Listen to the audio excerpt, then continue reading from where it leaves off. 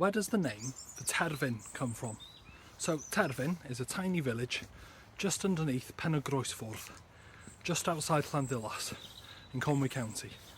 Now, it's only a couple of houses, but it has a really interesting name, and it's actually about one of my favourite Welsh words, and it's Terfyn.